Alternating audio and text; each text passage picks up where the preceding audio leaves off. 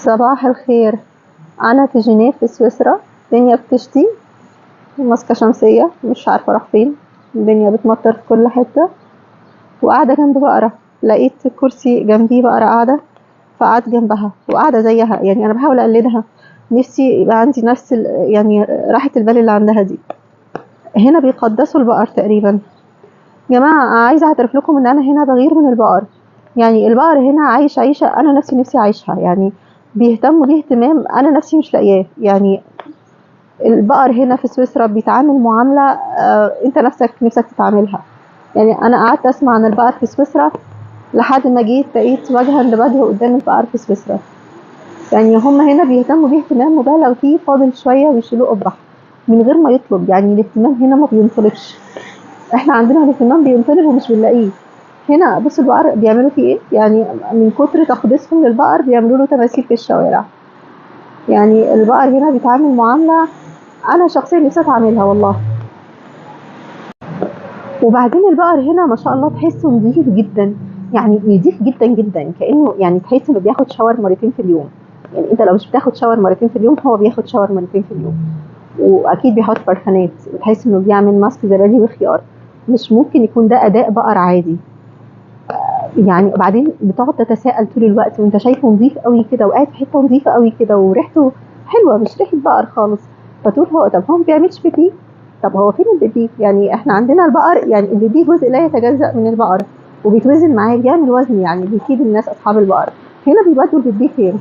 طلعوا هنا بيتعاملوا برضه مع بيبي البقر معامله بنفس قدر الاهتمام من البقر نفسه. يقول لك سويسرا دي بالخضار ده كله بسبب بيبي البقر، روث البهائم. بيقعدوا ينشروه كده، يعملوه يجمعوه ينشروه في الاراضي بتبقى خضرا كده. فبيدي البقر على نفس قدر اهميه البقر نفسه. تخيل انت بقى.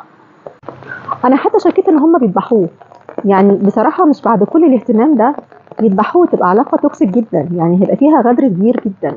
يعني هم يعني تقريبا بانيين له قصور في السماء، ففي الاخر لما العلاقه دي ترسي ان هم يذبحوه هتبقى علاقه توكسيك جدا جدا. يعني على الاقل احنا واضحين مع البقر، بنعيشه عيشه منيله ب 60 نيله طول حياته، وفي الاخر يعني وبنقعد نحلبه دونما رحمه، وهو عايش اصلا عيشه اسوء عيشه في الحياه في اقذر مكان ممكن. وبعدين بيتذبح بطريقه غير ادميه تقريبا. بنشوف فيديوهات البقر اللي بيجري في الشوارع، بتبقى حاجه لطيفه قوي في العيد الكبير.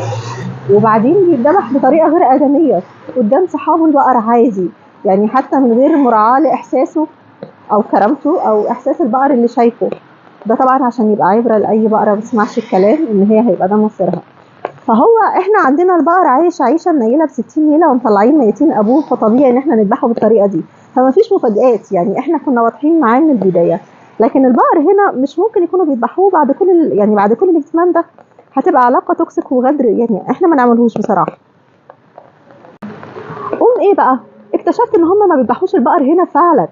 يعني انا كنت فاهمه صح. اصلا في سويسرا بيجيبوا البقر من بره سويسرا، بيشتروا لحمه من بره سويسرا عشان تكفي المواطنين السويسريين. لكن البقر هنا مش للذبح.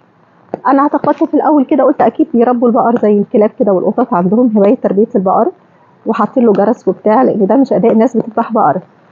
طلعوا فعلا بيجيبوا البقر بتاعهم من بره سويسرا، بس هما بيعيشوا البقر احسن عيشه ممكنه هنا عشان يطلع لهم احسن لبن ممكن، يعملوا منه احسن جبن ممكنه.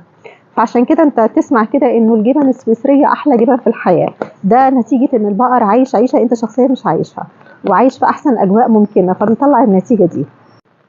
طب البقرة يعني بيستنوها لما تكبر وبعدين يدفنوها في مقابر البقر؟ لا، الموضوع مش كده قوي. هما بيستنوا لما البقرة تكبر خالص، يبقى فاضلها 3 ايام وتموت مثلا، وبعدين يموتوها.